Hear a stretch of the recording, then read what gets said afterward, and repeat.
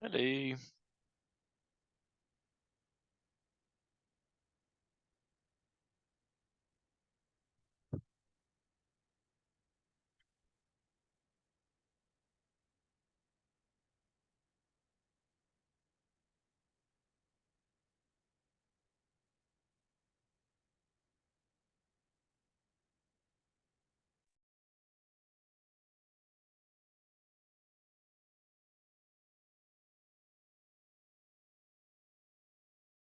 Okay, so people are coming.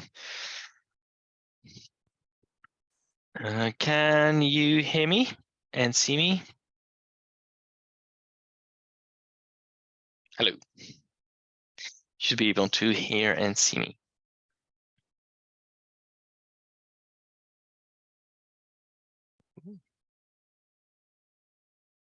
Okay, perfect. So today, it's the last webinar of 2022. We are looking into center of mass today. So there will be some integration and some center of mass, obviously. So let's give it a go. I'll share my screen.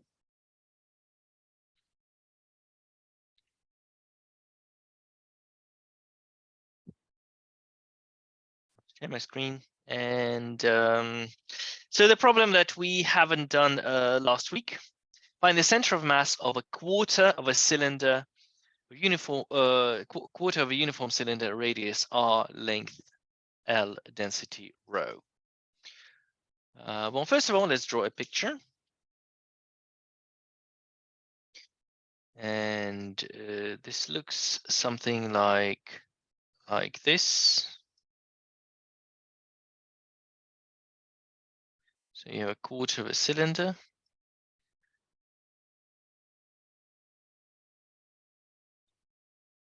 Right. Like this. And we need to find the center of mass. Well, I mean, obviously, lengthwise, it would be the middle. It would be the middle. So we're not really interested in this dimension. So we can just consider this bit. We can consider this bit. And so this cross section. So the center of mass is going to be somewhere here, well, on this line.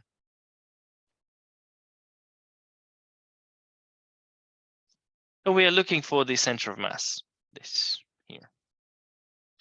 Perhaps here-ish. Oh, we don't really know. That's what we're trying to figure out. So let's introduce some axes. So this is the x-axis. This is the y-axis. Y-axis. And immediately we can work out the shape of the curve. So this is going to be r. So this curve is y equals square root of r squared minus x squared. Okay. Does everything make sense so far? Let me know if it doesn't. Okay. Now we're going to cut the shape vertically. Doesn't really matter how we do this, but yeah, vertically is fine. I'm going to cut the shape vertically into strips, and we're going to find the center of mass of each strip. Well, I mean, each strip has coordinate xi and mass mi. Okay. So let's take a strip. It's somewhere in the middle. We take a strip, and it has a mass which is equal to the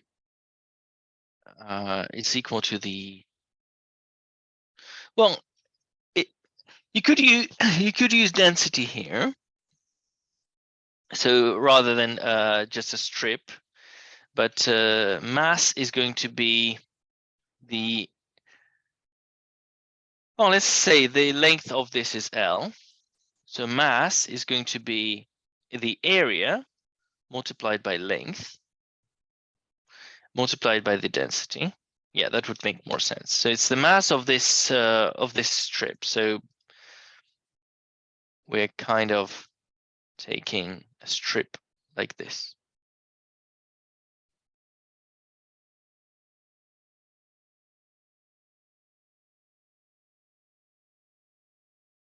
Okay.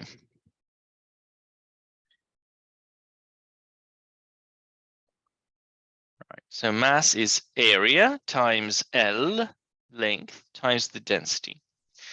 Then we can work out the area. The area is delta x, that's the width, and the height, which is y. So the mass is area, which is y delta x, L rho. And y, we know that it's square root of r squared minus x squared. So the mass is square root of r squared minus x squared delta x L rho. Okay, so that's mass of the ith piece. Mass of the ith piece, mi. And then we use the formula. The center of mass is the sum of mass ith times x ith divided by sum of m ith. So we can work that out. The sum of, we substitute that, square root r squared minus x squared delta x L rho multiplied by x, okay? And here, the sum of mi. So the sum of square root of r squared minus x squared. Well, technically it's xi, because that's the xi position. Xi here. Xi delta x L rho. And now we can do the following. We can, x is approximately equal to that. So x, center of mass, is the limit as delta x tends to 0 of this expression.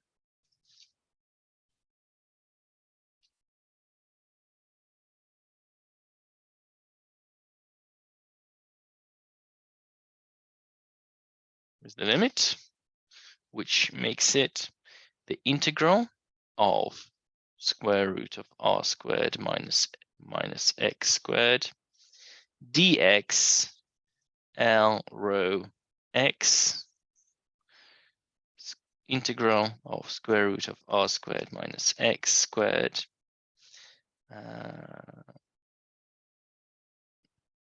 delta dx L rho. Okay.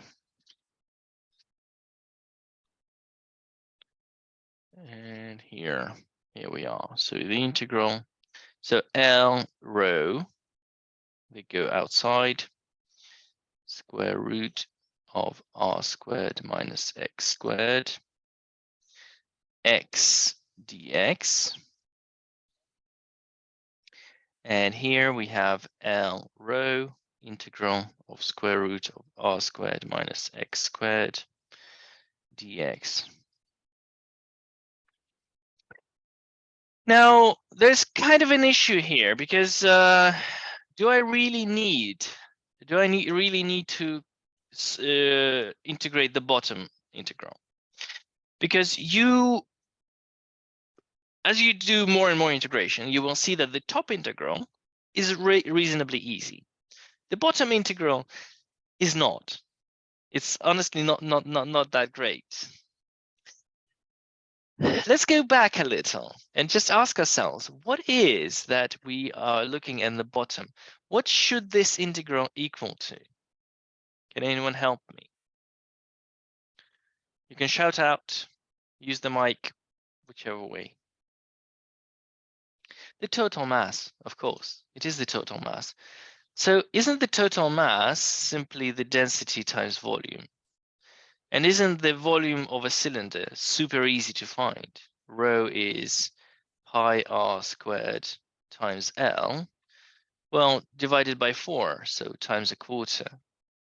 So instead of this, I could say L rho integral square root of r squared minus x squared x dx divided by rho pi r squared L a quarter.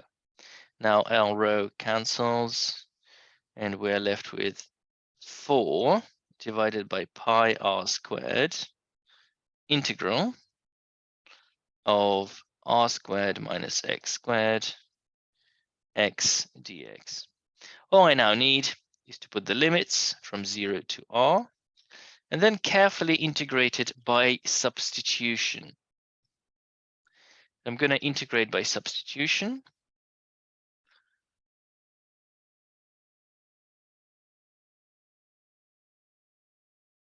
So u is going to equal to r squared minus x squared. That means du is equal to minus 2x dx. So I'm differentiating and multiplying by dx. Okay. And I need to find u1 and u2. u1 is r squared minus 0 squared, which is r squared. And u2 is equal to r squared minus r squared, which is 0. So this integral, so I can put this tiny bit here and say that x dx can be written as minus 1/2 du. Yeah, so from here, x dx is this, and because I have x dx here, I can replace it with minus 1. So it's 4 divided by pi r squared integral from r squared to 0 square root of u minus 1/2 du. Okay, so there's a rule that if you have AB, you can replace with the minus BA. If you switch the limits round, there's a minus here. So minus cancels out, and you get the integral of 2 divided by pi r squared. So the 2 cancels, the 2 and 4 cancel. The minus goes outside, but then I switch 0 and r squared. So the minus cancels, so 0 to r squared. And it's going to be u to the power 1/2 du. Now I can integrate that. And so this one is this one.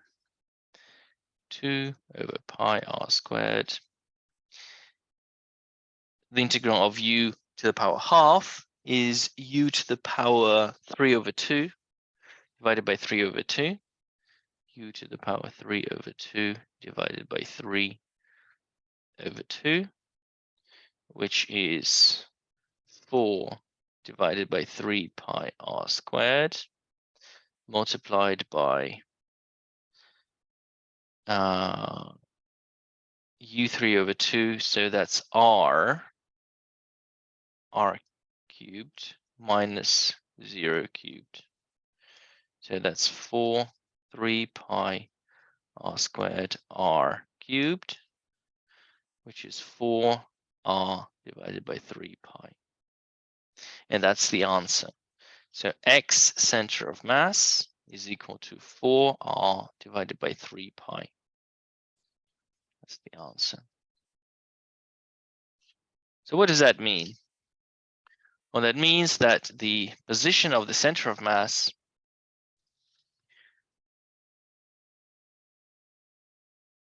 of a quarter of a circle is a distance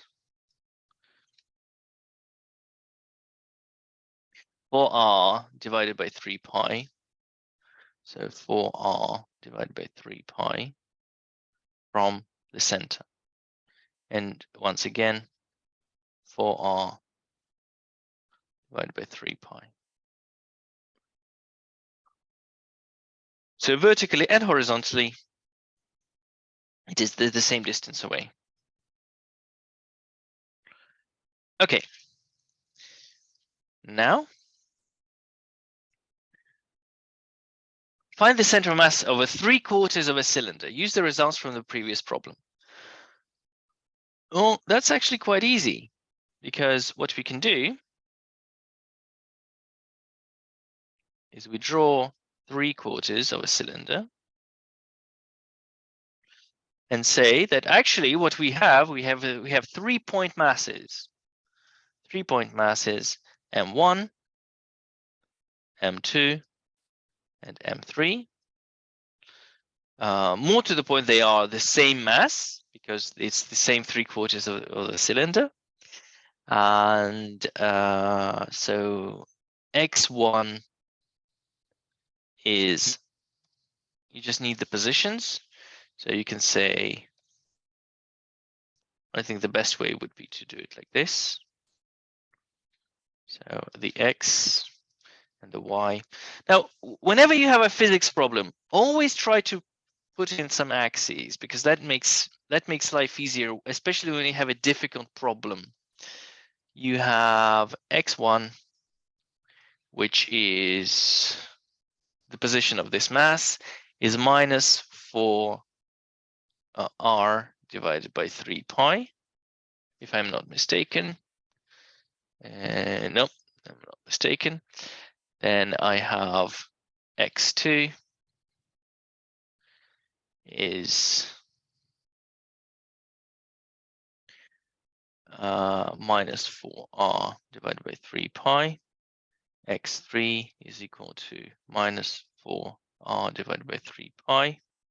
Oh, that's plus, sorry. And so the X center of mass of the three masses, so it's X1 M1 plus X2 M2 plus X3 M3, then M1 plus M2 plus M3. Well, we know that M1 plus equals M2 and is equal to M3. Let's just call it M for simplicity. Yeah, so that's this. So M actually cancels out. So you're going to X1 plus X2 plus X3 divided by 3, because everything cancels by M. Yeah. And so that's minus 4r over 3 pi minus 4r over 3 pi plus 4r over 3 pi. So cancel, divide by 3. So that's minus 4r over 9 pi. So somewhere here. And if you do the same thing with the y's, you will see that y center of mass will also be equal minus 4r over 9 pi. So the center of mass of the system is here, and it's equal to, so center of mass of mass, that's the answer, is at point minus 4r over 9 pi, minus 4r over 9 pi. That's it. You can also say that it's the, you can calculate the distance. So you just need the, you just use Pythagoras theorem to find the distance from the center, if you are asked to do that. But here we just found the position, and position is given by coordinates. Why not?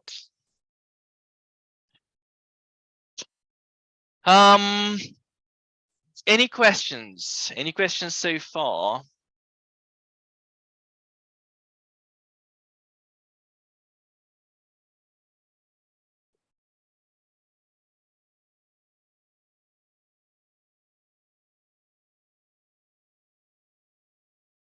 Very quiet today.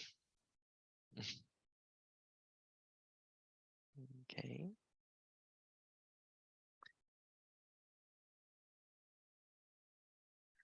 Would we solve the first problem without integration?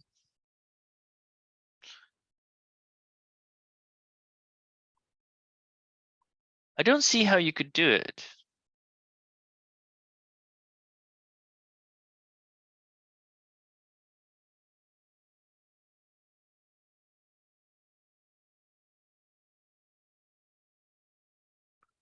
Because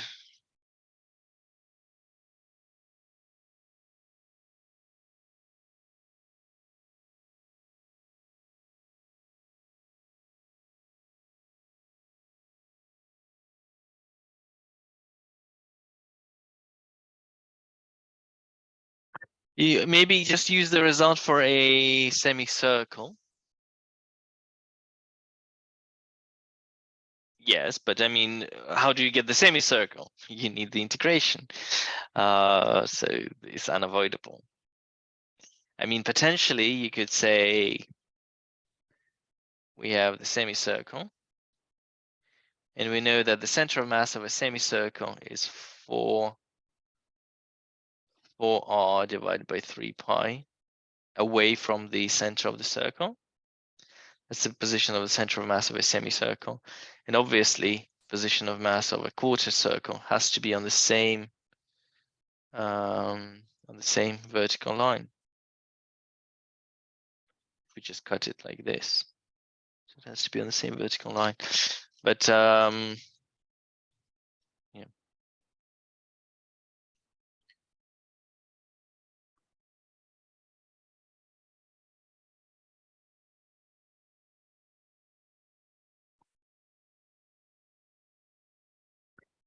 A uniform plate consists of a semicircle and a rectangle. Find the ratio of the mass of the shape. Find the ratio of H over R. So if the center of mass coincides with the center of the semicircle. I'm just checking that we haven't done it last week. No. Okay. Uniform plates consist of a semicircle and a rectangle. Well, it would be very convenient to draw the x-axis through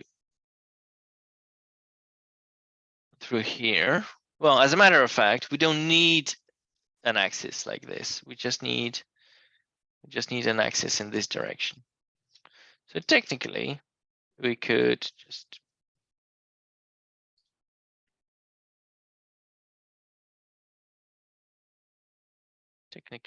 just say,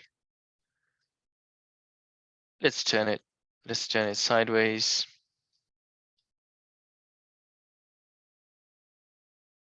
That makes life easier.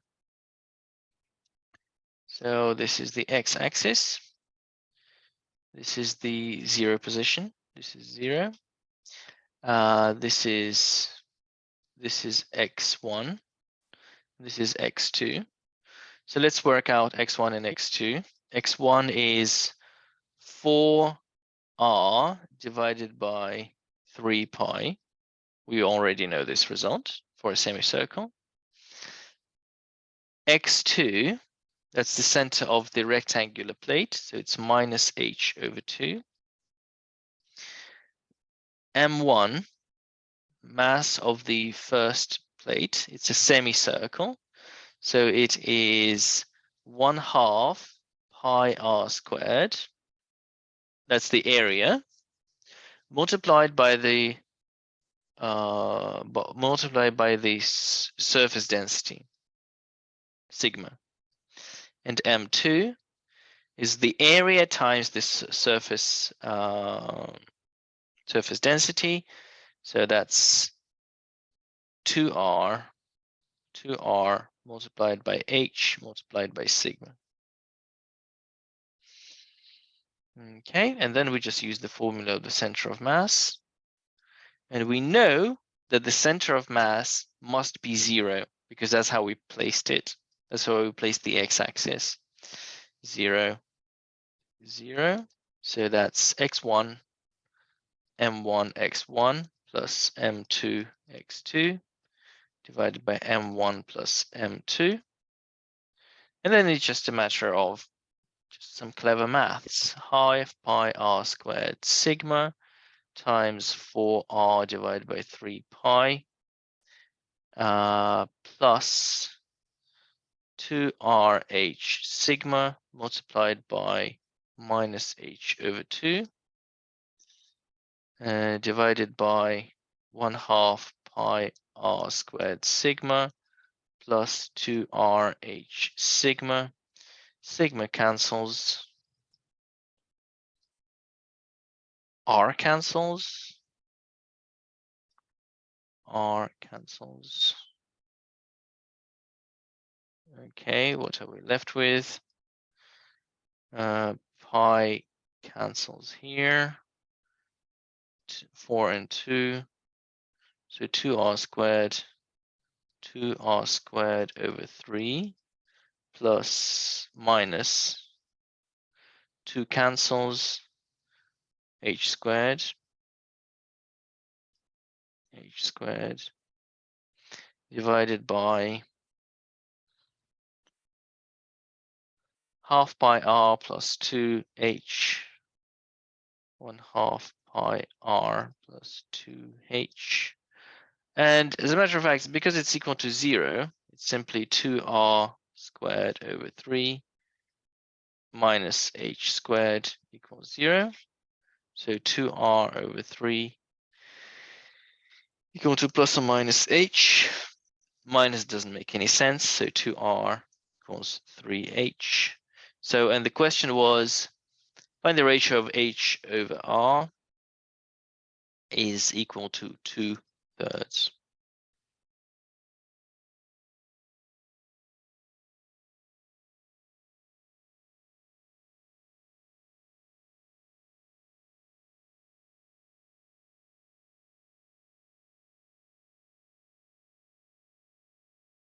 Oh,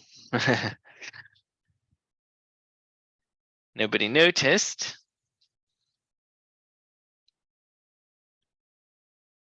That's r squared. R squared.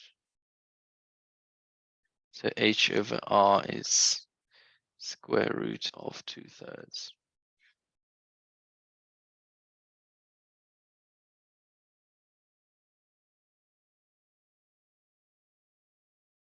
Okay, so that's the answer. This is the ratio. In physics, very often you need to find the ratio of two things. You might not know them, but you can find them. All right, so the next few problems are, well, except the lamina, we have problems which are done slightly differently. So this is just a problem on statics. A sphere is held by a light string on the bottom of a tilted box. The coefficient of friction is mu. Find the maximum angle of tilt so the ball doesn't slip. Cool. So let's look at the ball. There are several forces acting on it. So there's a force acting in that direction. There's the friction force here, preventing it from slipping. They're not necessarily equal. So tension, the friction force of friction. There's the gravitational force, mg. And then there's the normal reaction force.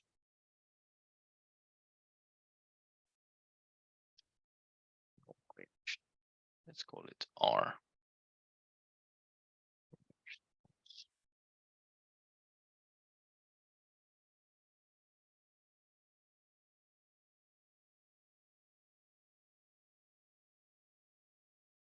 Okay.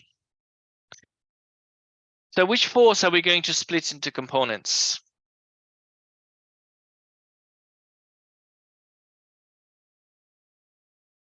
mg. Thank you. Absolutely. Because you can say that the x-axis is going that way. X-axis is going this way, and the y-axis is going this way. And then we need to resolve mg into the horizontal, into the x-axis component and the y-axis component. So we split it like this and like this. Now this angle is alpha, so this angle is alpha. Now when you do slopes,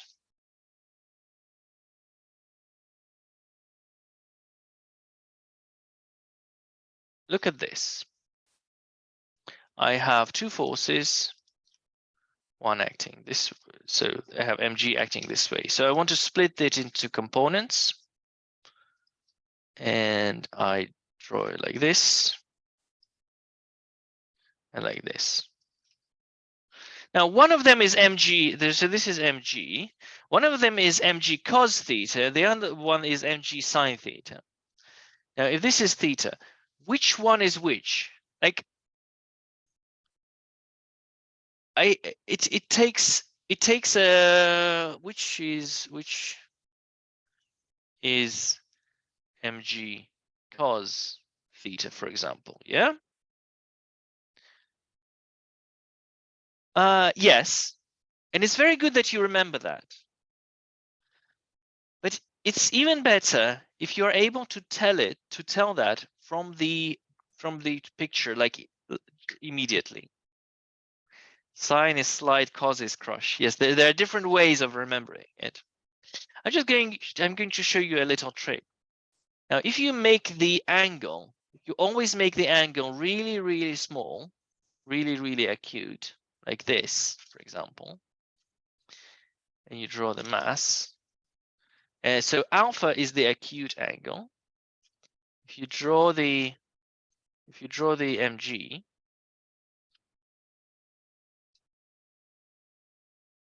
then you split it into components.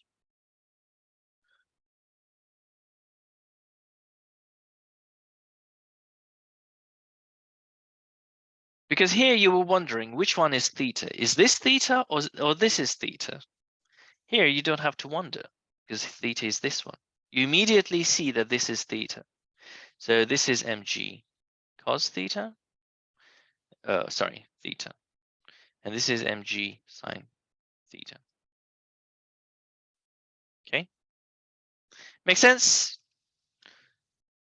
If you make the angle acute, you immediately see which angle is theta. Do you understand what I'm talking about, guys? All right. So I always recommend doing a small angle because here, either this is theta or this is theta. So you don't necessarily know which one. So this, you can get confused, especially if you're stressed in exam conditions. It's easy to forget. Here you can't forget because the theta is which is theta? Question. Theta is the acute one. The smaller one. They're both acute, is the smaller one. Angle. So making theta small makes life easier for you. Although I have seen in mechanics books the recommendation of making the angle really big, but then you don't necessarily know which one is which. Okay. Drawing small angles. Okay. Now, coming back to this. So this is mg, this is mg cos alpha, and this is mg sine alpha. And you can start, because it's statics, the x forces are equal to the y forces. Sorry, the x forces are 0 and the y forces are 0. So the sum of forces in the x direction is 0 and the sum of forces in the y direction is 0. So the sum of forces in the x direction, so T plus friction minus mg sine alpha is 0. And here R is equal to mg cos alpha. Now at limiting friction, and friction is limiting, F limiting friction is equal to mu R. So T plus mu R minus mg sine alpha equals 0. So T plus mu mg cos alpha minus mg sine alpha equals 0.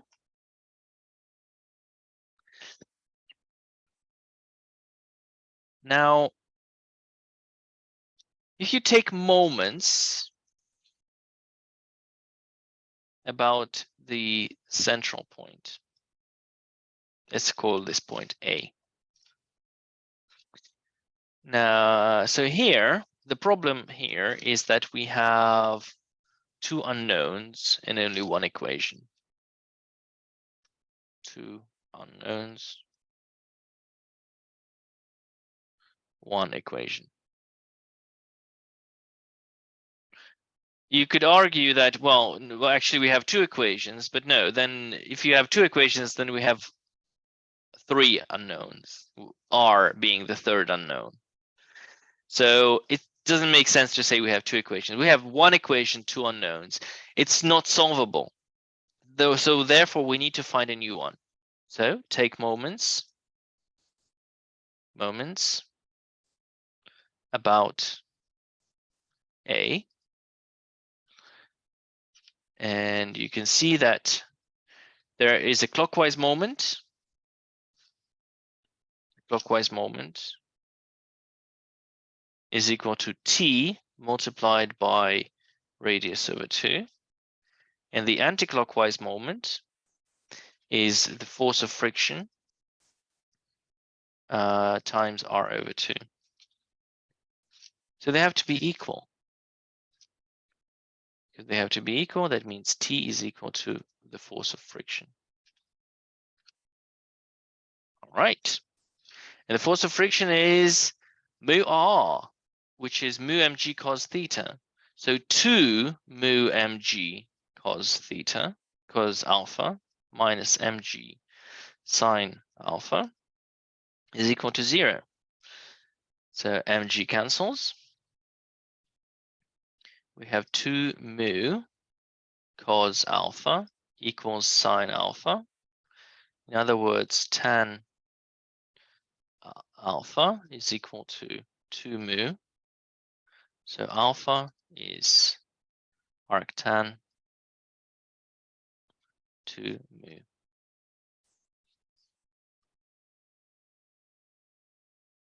All right. So that is the result. This is the maximum angle that you can tilt.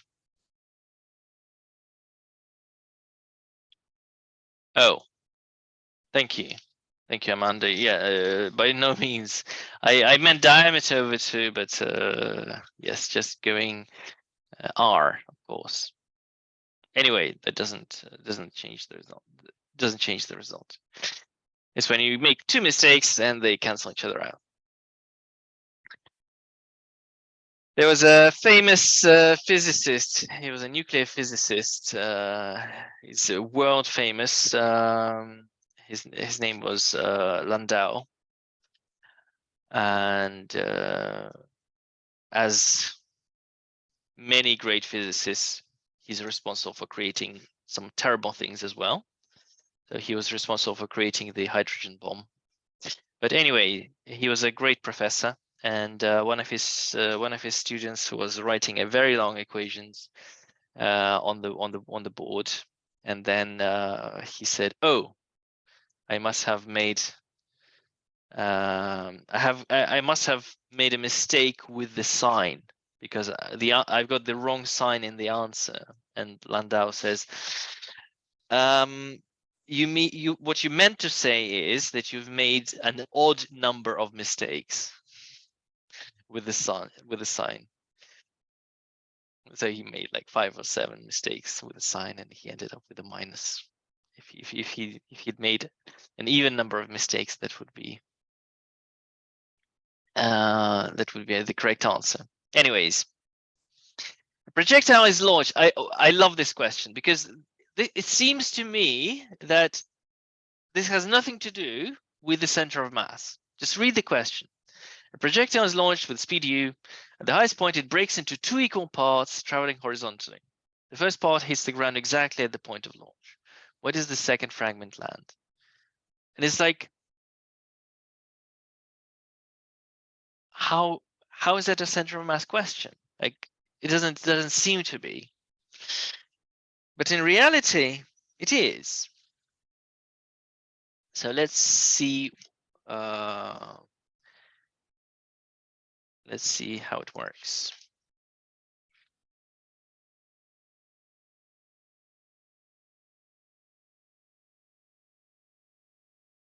You have a projectile. Now, if the projectile was just flowing normally, center of mass below highest point. No. Good attempt, but no. The center, if you were to travel, if it were to travel like this,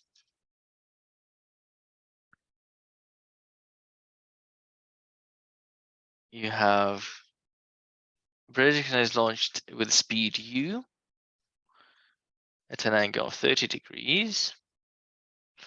At the highest point, it breaks into 2 equal parts, traveling horizontally. Right. So if it was a single projectile, it would just follow this path. If it didn't break, no splitting. No splitting. So, and we know that the center of mass of the system travels like a material point with position at the center of mass of the system. So that's where the center of mass would land. Position, so AKA position of center of mass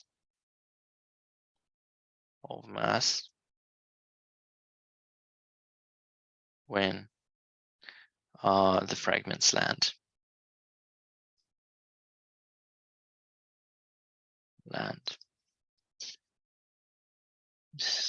But it does break. So at the top point, it breaks into 2 pieces, one traveling right and one is traveling left. How do we know? Well, because the first part hits the ground exactly at the point of launch. So the first part returns to the original position. Okay.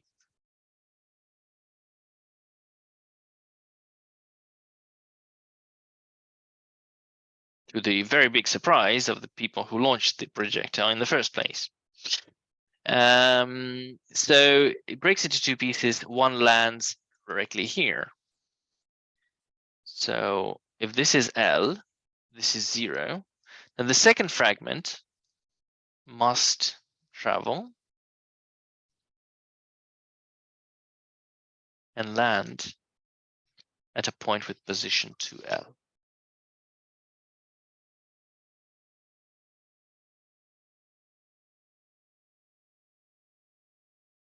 Does that make sense? The center of mass is here. Center of mass is here. One piece is at this position, and one piece must be at this position to L. The only thing we need is to find L.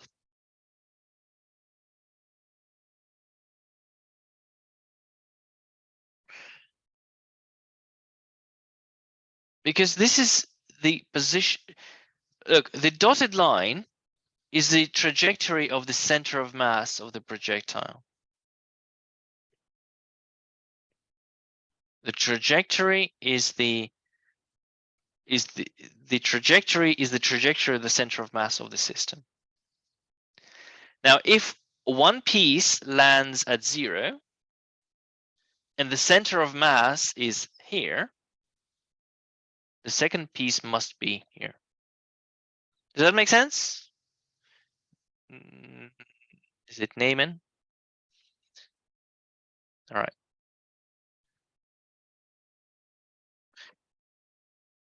Because we've launched the projectile, we know that the center of mass of that projectile must land at L. So now we just need to find L. So we're launching at U, and so U. So we need a SUVAT. Consider center of mass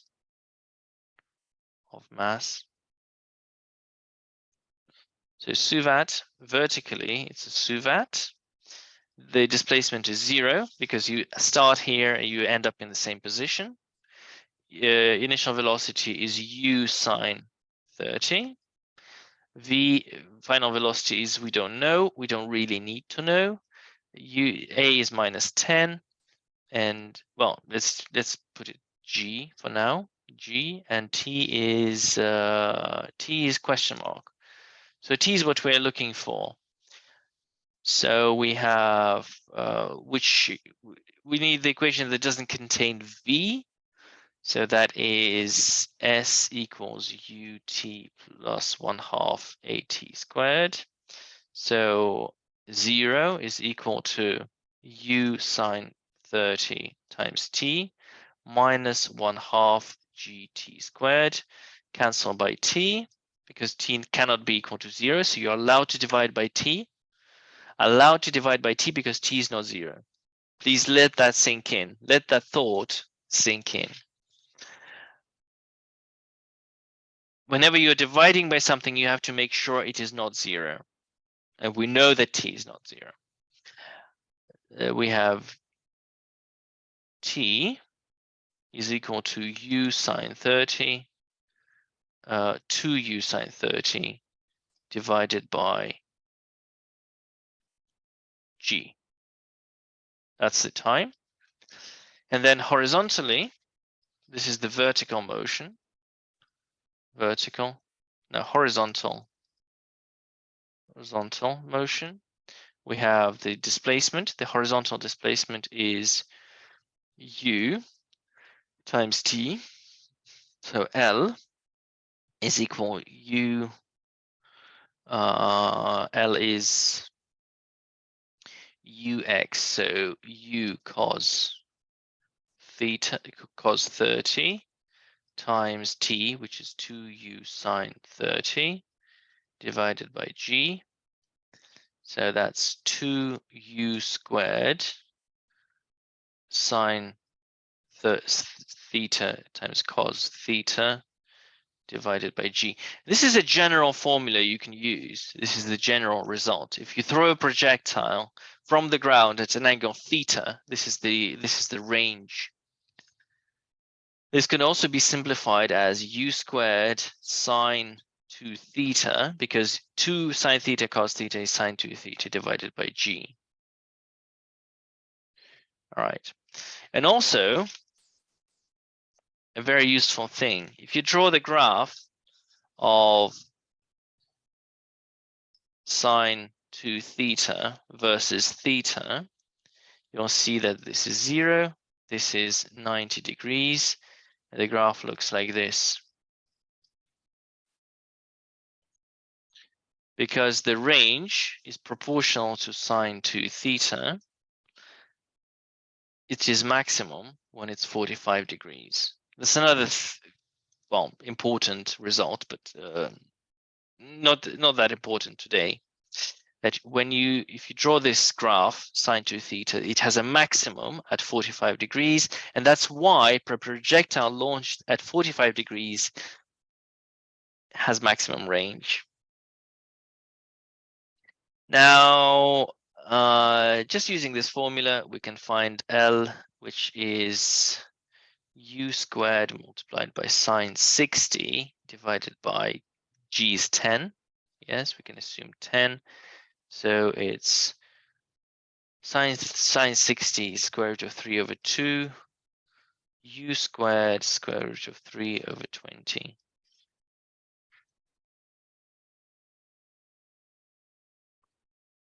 So this is going to be u squared square root of 3 over 20. And this is going to be u squared square root of 3 over 10. And that is the answer. So this is the answer. Okay. Moving on. A girl of mass 60 kilogram walks from one end of the boat to the other. Find the displacement of the boat if the length of the boat is 3 meters. So we have a boat.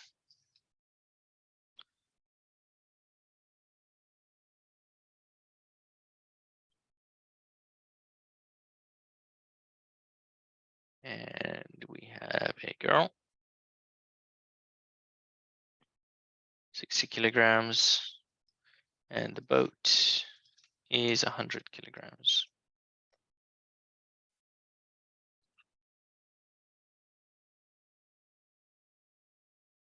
So the center of mass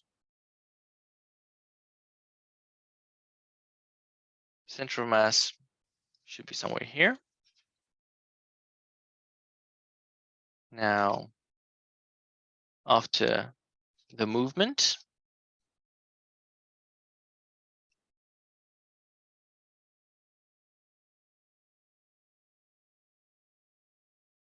right.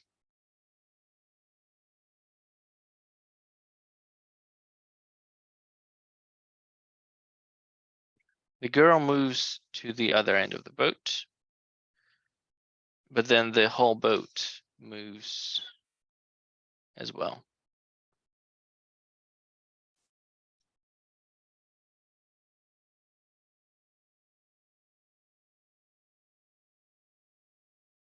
The whole boat moves as well.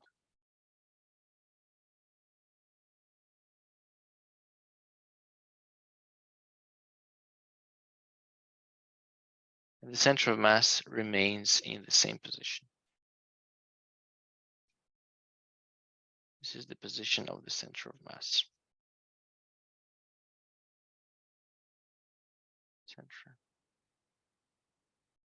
of mass. As we said, the position of the center of mass cannot be changed by internal forces. Yes, internal forces being the force of the girl walking. By the way, what is the nature of that force? When I say the force of the girl walking, what force causes the boat to move?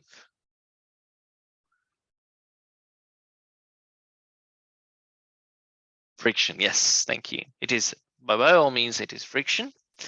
When the girl pushes her feet against the boat is pushed to the left and the girl is pushed to the right.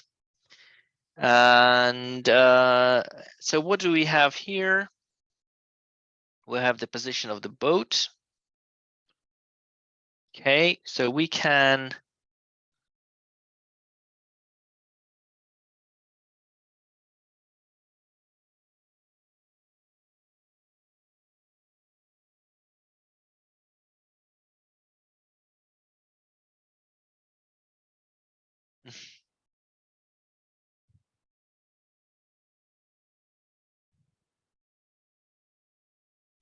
we know that the length of the boat is 3 meters.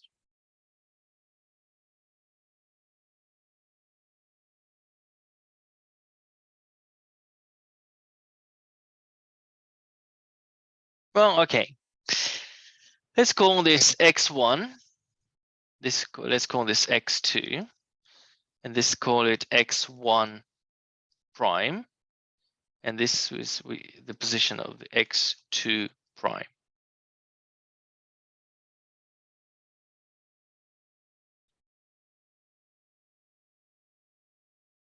Okay, so here the position of the center of mass is equal to m1 x1 plus m2 x2 divided by m1 plus m2. And here, the position of the center of mass is equal to m1 x1 prime plus m2 x2 prime divided by m1 plus m2. And because the center of mass is the same, we can equate them. I'm not 100% sure where I'm going with this. I'm trying something new.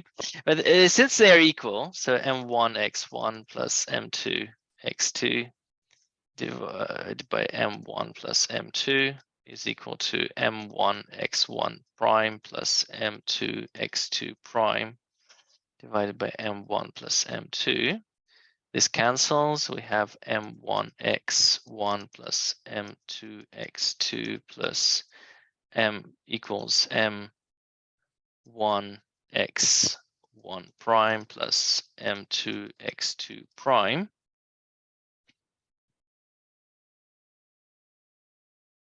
What do we know? Well, we know that x2 minus x1 has to be the length of the boat divided by 2.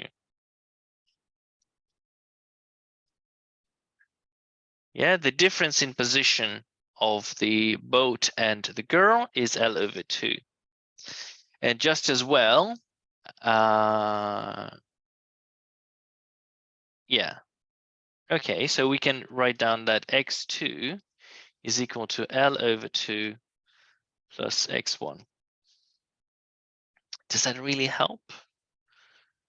Not too much.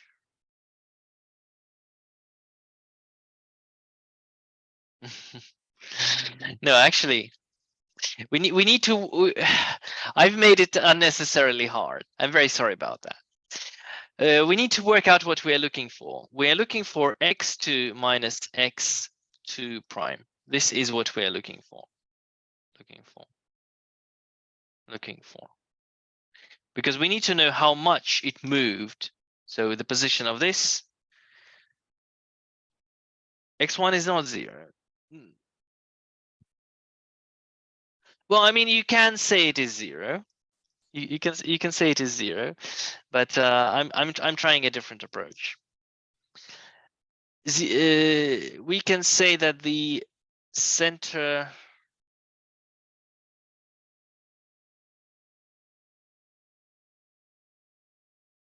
I see what you mean.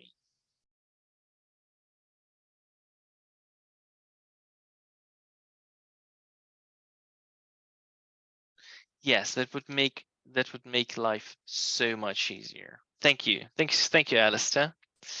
I was going down a rabbit hole here. No, I would have gotten there. It just would get quite confusing towards the end. So let's I'm going to take your advice and say yes. X1 is 0, so this is the x-axis. This is 0. This would be 1.5. That's the center of mass of the boat. And yes, and now we can work out x2. So x1 is 0, x2 is 1.5. So we can equate them now. You can say m1 multiplied by 0 plus m2 multiplied by 1.5 equals m1 multiplied by x1 prime plus m2 x2 prime. Okay. And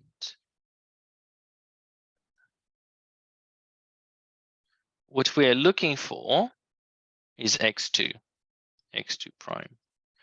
So that's going to be m2 times 1.5 minus m1 x1 prime.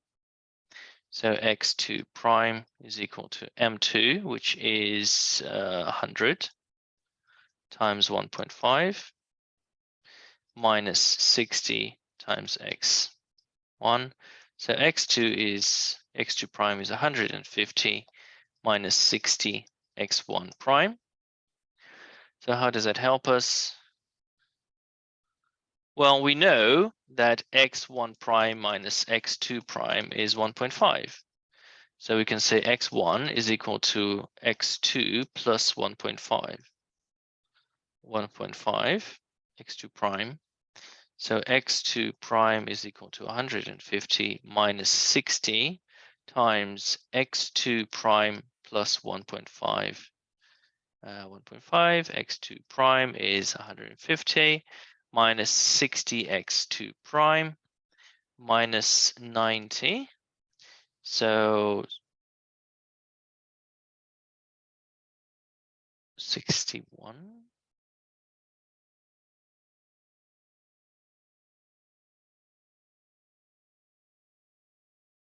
60.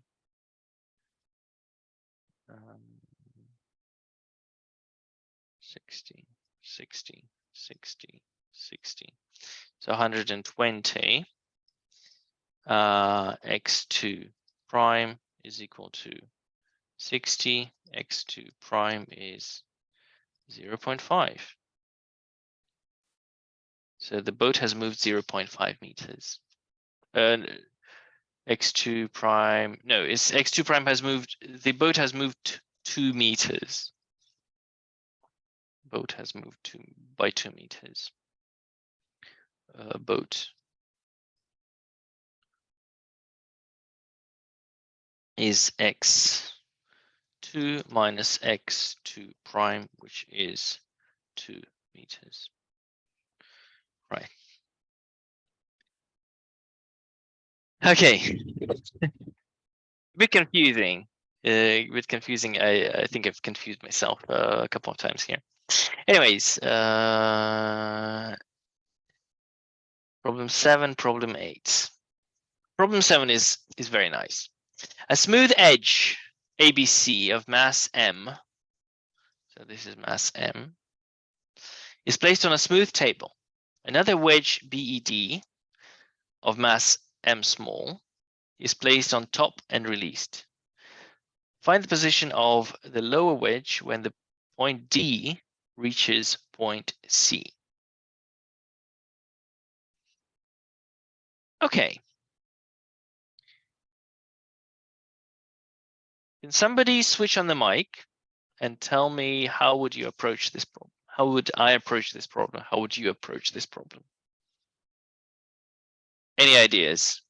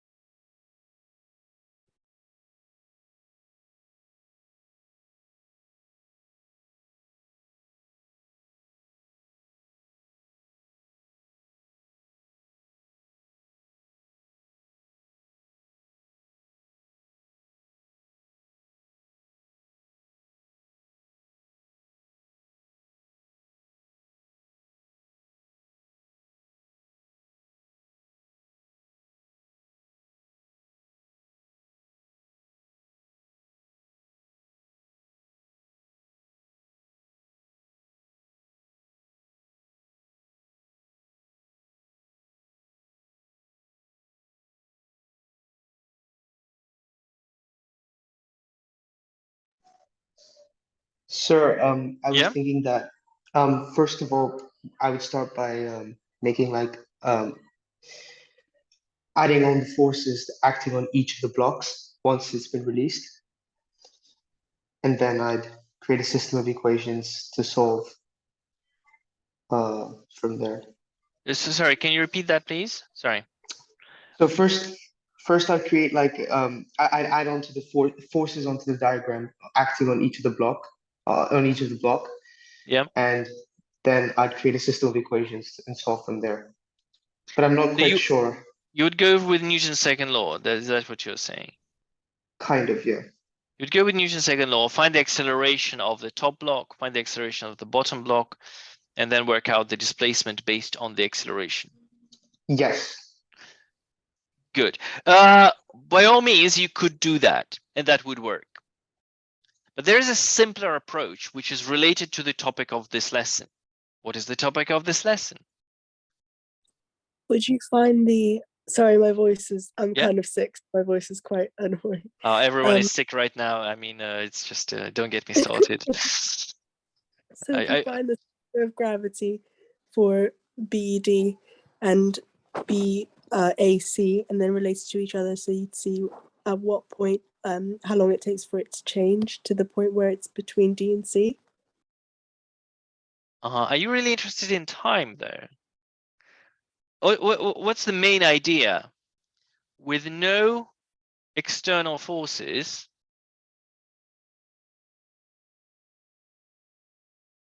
what was the main idea of the boat and the person?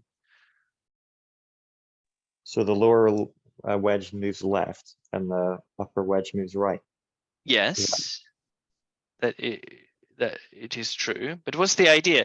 With no external forces, and there are no external forces here, the position. Right, Of the center of mass doesn't change. Yes, yes, but with no external forces, is the position of the center of mass does not change. Or we can rephrase that. We can say internal forces cannot change the position, or internal forces cannot change the position of the center of mass. Now, I'm cheating a little bit here, because if it's already moving, obviously you can't change the position, but you can't have a change in position caused by internal forces. Okay, cannot cause a change, but that's I don't want to overload this with unnecessary words, as long as you understand the spirit of this rule. Therefore, if we find the center of mass of the system, so the center of mass of the top one is here, the center of mass of the bottom one is here. So the center of mass of both of them is somewhere here, closer to M capital. And when the blocks move, so the top block, the bottom block moves left,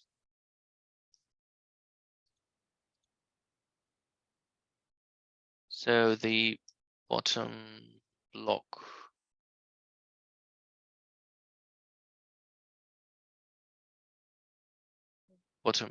moves left,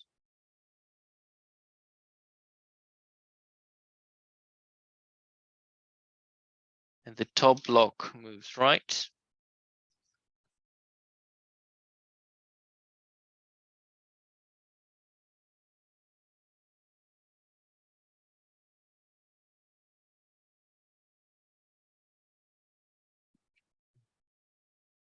And the center of mass moves here, and the center of this mass moves here. And the position of the center of mass will remain where it is. Okay. So let us draw this somewhere here.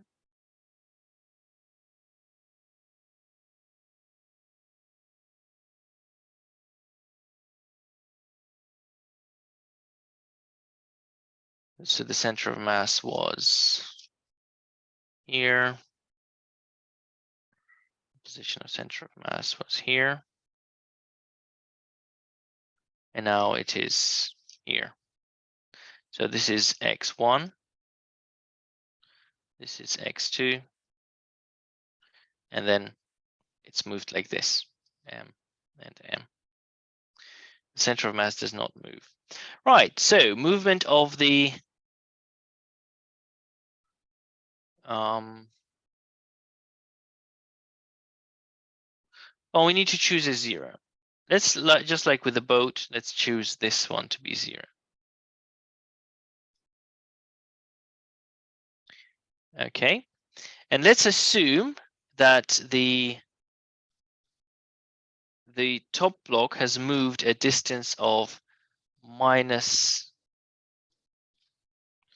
well, let's say it's moved a distance of L capital. L capital. That's the movement of bottom block L. So new position of bottom block. Well, no, I wouldn't say that. Movement of bottom block is L. Now the movement of the top block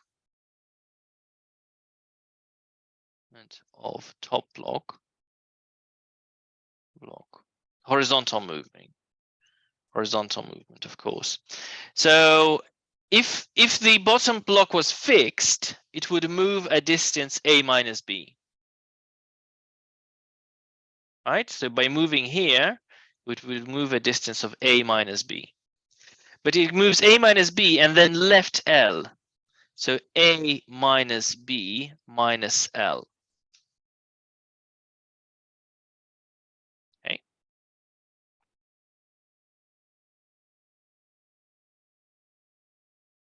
Does that make sense? Why are we moving ABC as well? Because it's on a smooth table. And the top block is pushing. There's a reaction force from the top block on the bottom block is pushing it this way. So this causes the bottom block to move.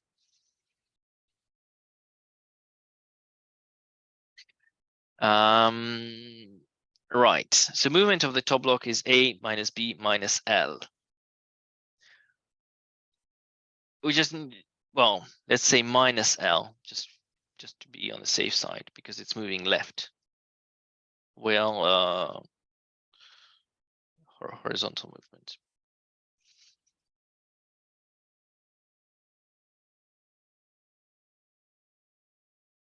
Okay.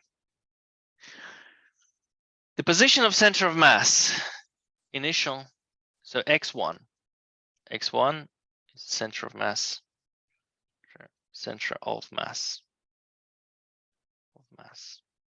And x1 is equal to a over 3. That's how it works. That's how triangles work. And x2 is going to be equal to 2/3 b. That's the initial position of the center of mass. So new position. So we know that the top block moves x1 prime is equal to x1 minus L, which is a over 3 minus L. And x2, the new position of the center of mass of the x1 prime and x2 prime. The new position of the center of mass is the old position, 2/3 b plus a minus b minus L.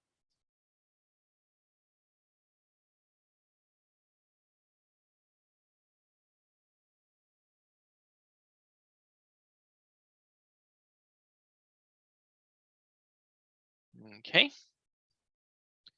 And now we just make an equation.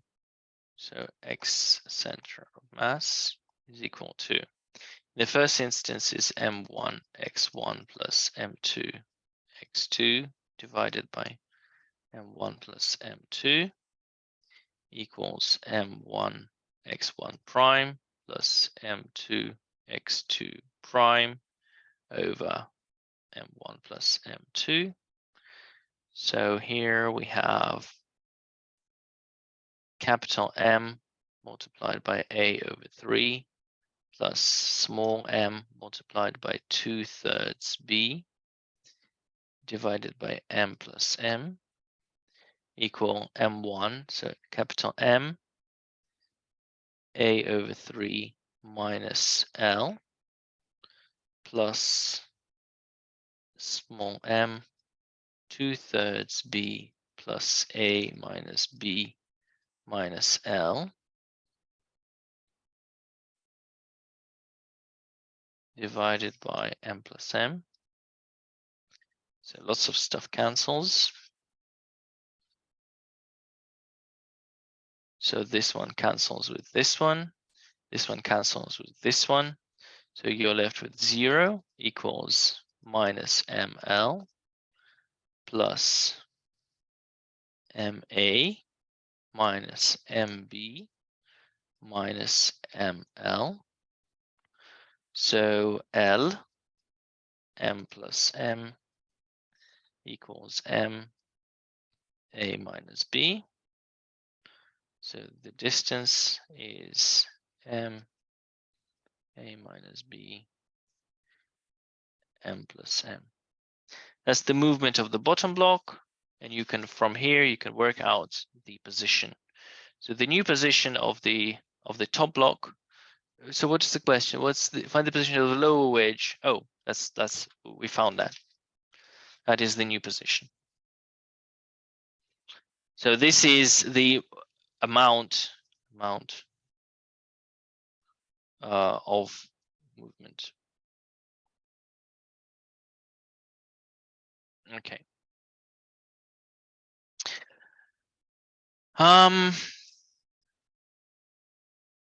Problem 8. The diagram shows a uniform lamina occupying a definite region bounded by the x-axis, the curve y equals 24 minus 4x squared, and the line with equation y equals 2x. Find the coordinates of the center of mass of the lamina.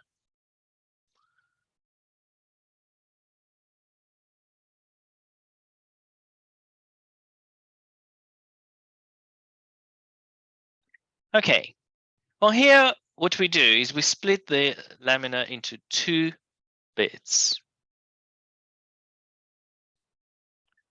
It's a triangle, and you know from the assignment, you know that the center of mass of a triangle is 2/3.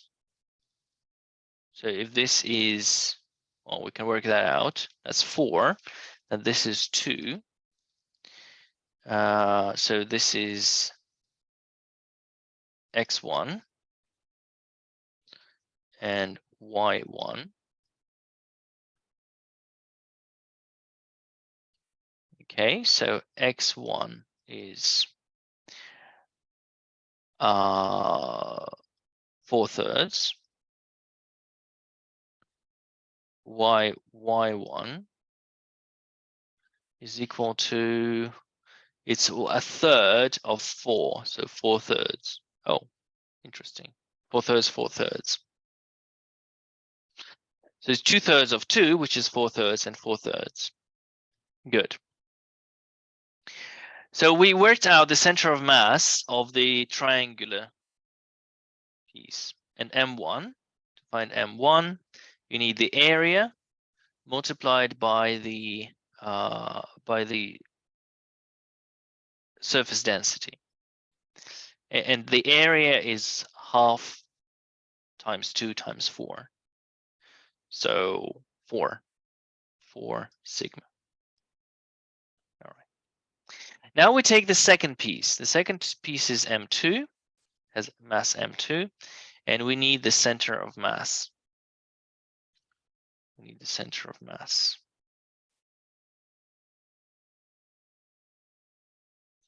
M2. So this is X2, no, X2, Y2.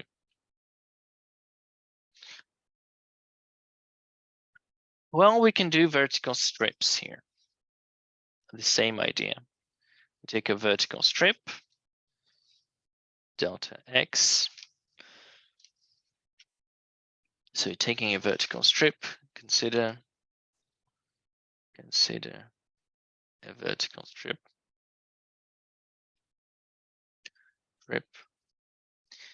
The delta X, and the height is Y, which is square root of 24 minus 4x.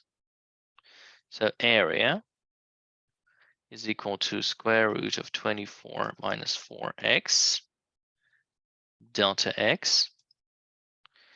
So the mass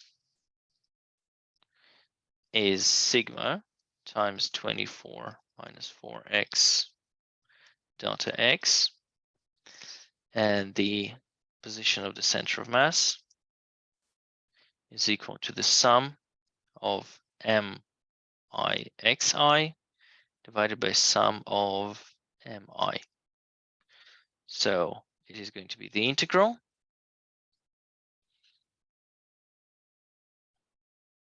well, it's the limit, of course, delta X tends to 0. So mass is sigma square root of 24 minus 4x times x times dx, and we're integrating from 2 to 6, and here integral from 2 to 6 sigma 24 minus 4x dx. Very nice. And just sigma cancels, so we don't care about it. So let's find the integrals separately. Integral of 2, 6.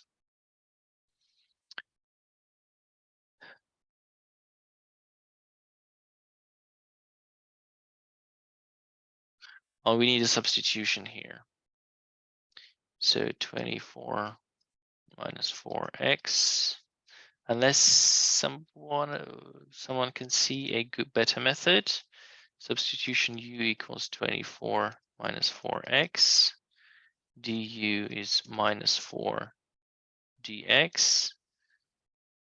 U1, the limits of integration. So we have 24 minus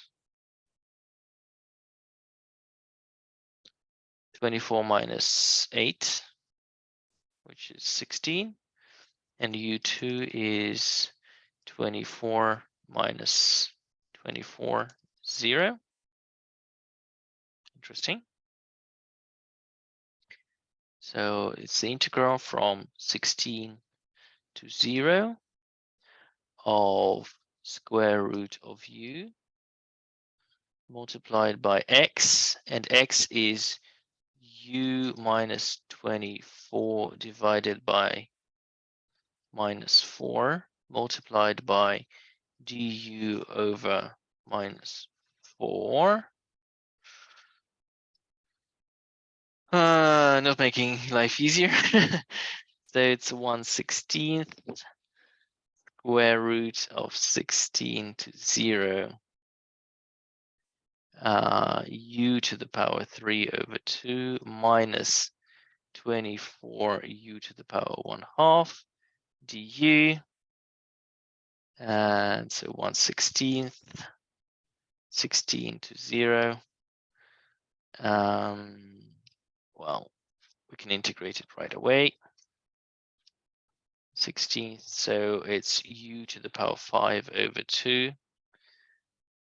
over 5 over 2 minus 24 u 3 over 2 3 over 2 between 16 and 0, 1 over 16. So 16, square root of 16, 4. 4 to the power 5.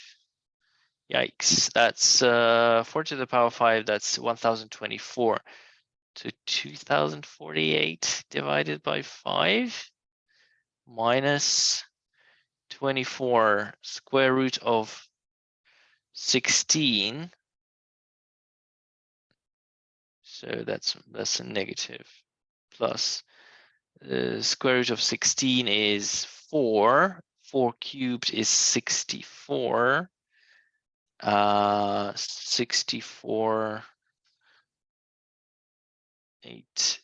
64 times 4 is 256.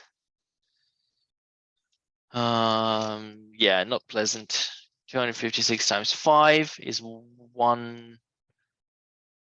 It's going to be a negative answer. That doesn't make any sense.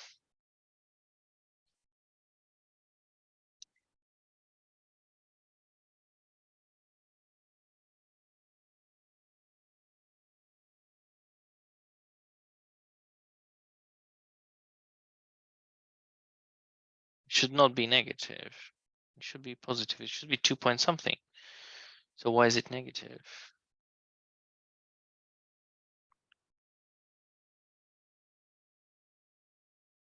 Well, okay. 24. I'm going to cheat here. I'm going to use a calculator. So I've messed up somewhere. So 2 to 6 square root of 24 minus 4x. Your calculators can do this. So even a simple calculator like the Casio FX991 can do this. Yeah, I have a very basic Casio here. It's FX991. Well, I mean, it's not basic. It's a nice one, but I think it's like £10 or something. So square root of 24 minus 4x multiplied by x, and between limits of 2 and 6.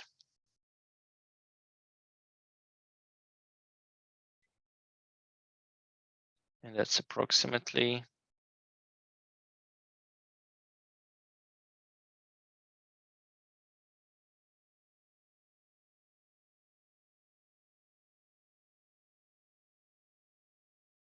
x.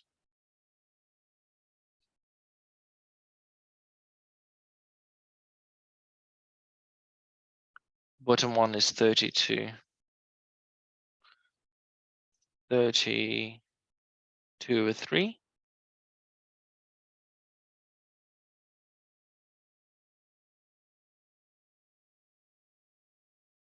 And the top one is 192 over 5. Well, I was close-ish. Not sure what went wrong.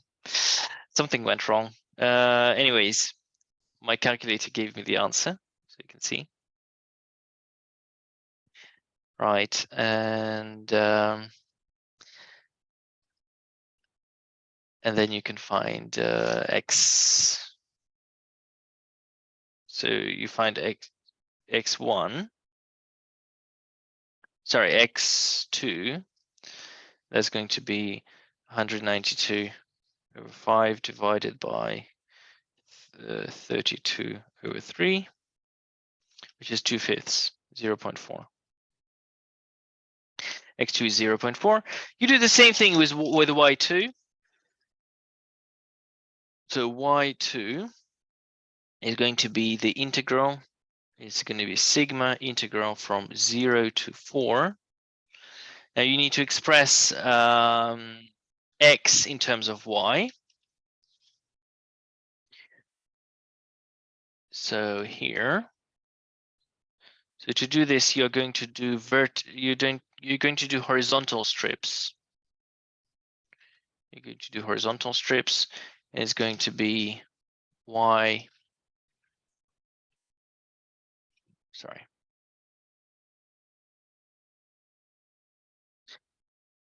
Can I leave this to you guys? Because you need to do horizontal strips, and here you will have the width of the strip. You can actually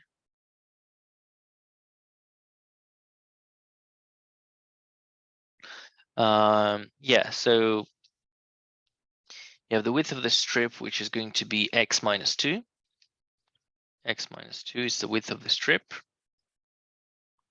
X minus 2, this is delta y.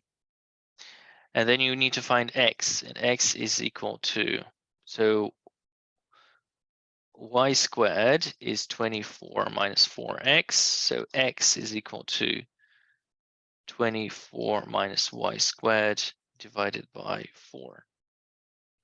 So you can put that in. So that is 6 minus y squared over 4 minus 2, which is 4 minus y squared over 4. So that's the width. That's the width of your strip, and yeah. I'll leave this to you. I'll just give you the answer. Y2 is going to be 3. Y2 is going to be 3.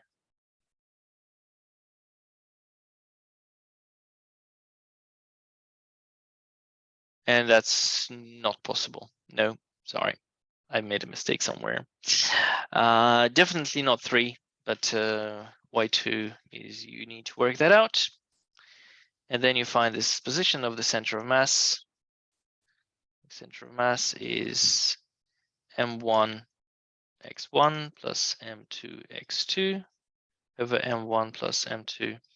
And Y center of mass is equal to M1 Y1 plus M2 Y2 divided by M1 plus M2. Anyways, I'll leave you to find Y2 and wish you all Merry Christmas and Happy Holidays, whichever one you're celebrating. Right. Merry Christmas. Merry Christmas. I celebrate everything, for example. I first have Christmas, then I have New Year's, then I have Orthodox Christmas, and then I go for Old New Year's, which is the 13th of January. So I've got plenty of holidays to look forward to. Yes. Okay, so 2 Christmases and 2 New Years, which is very nice. All right, see you, everyone.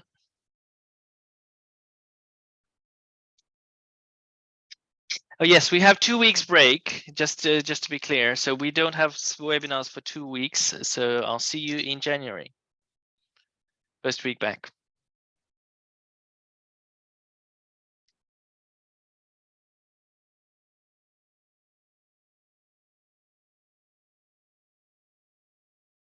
Merry Christmas. See you.